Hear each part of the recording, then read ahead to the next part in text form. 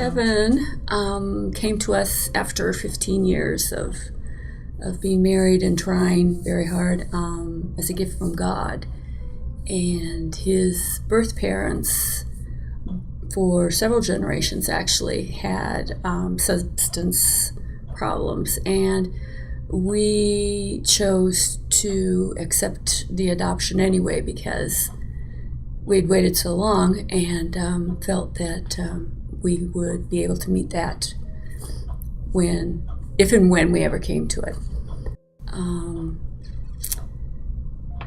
Time went on, and we realized something was off as time went on. In Kevin's senior year, weren't quite sure what it was, but things were changing.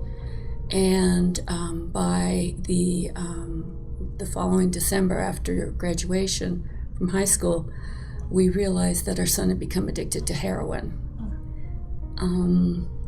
which, needless to say, was a huge blow.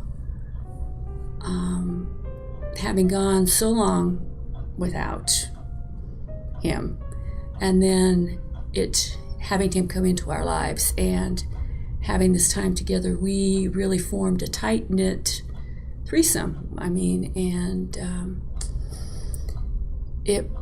We'd always been honest, and we'd always talked about his adoption and his parents' problems, his birth parent problems.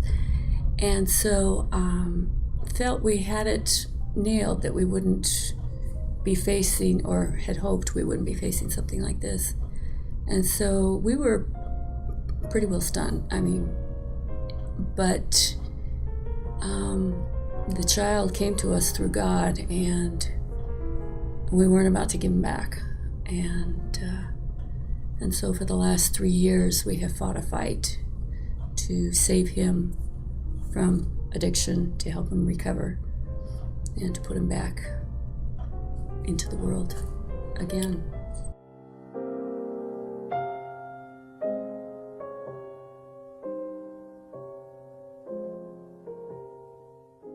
As I was going through life, the story of the prodigal son never made any sense to me. It seemed to me that it was a case of someone choosing their own course, and then to come home and be expected to be brought back into the fold made no sense, especially from the father's standpoint. Why would you bring someone back?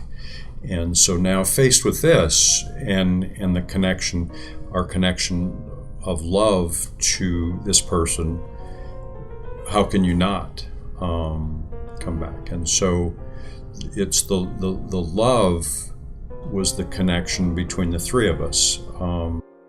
Love to me was always happy, good feelings and wonderful place, and this was not happy or fun at any level, but in the adversity, it really, that stark contrast between the pain and suffering that was going on and the effect of love that would tie us together and hold us long enough for us to try and solve the problems and work through issues as they presented themselves, really became a common theme in our travels through that.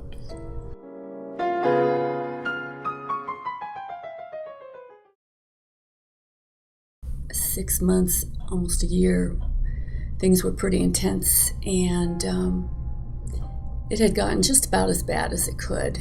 And Kurt was on one side and Kevin was on the other in our office, and they were like almost toe to toe. And Kurt is saying, I am not living with an addict. I will not be there. I will not be a part of it. I will leave if I am, faced with that. And then Kevin said, no, I'm the addict. I need to leave. And I'm sitting there thinking and looking at him, because these are the two most precious people in my life. They are basically pretty much the reason I live is with these two men. And I was pretty well emotionally strung out, and I just said, no. And I turned to Kevin and I said, you are not leaving. You're going to get well. And I turned to Kurt and I said, and you definitely aren't leaving, because it was for better or for worse. And this is as worse as we ever have had, but you still aren't going anywhere. You are not leaving me with this. And it seemed to be a turning point. It came to Kevin that it was not for him to get well because of us. It was for him to get well for Kevin. And Kurt realized that we are a unit, and that the love that we have for one another, it might not be the way we want it to go, but it would be, we could overcome this better together than apart. And so now, several years down the line, Kevin is in a methadone program, and he has been clean for 6 months, and he has saved up 2 years tuition for school and works with us full time, and he's come back. And it's like the prodigal son story is, we thought he was dead and he has come back to us. And but above all, with the love that we have for each other, we never would have succeeded without our faith in God, because He has been behind us every single step of the way. And that is an awesome love.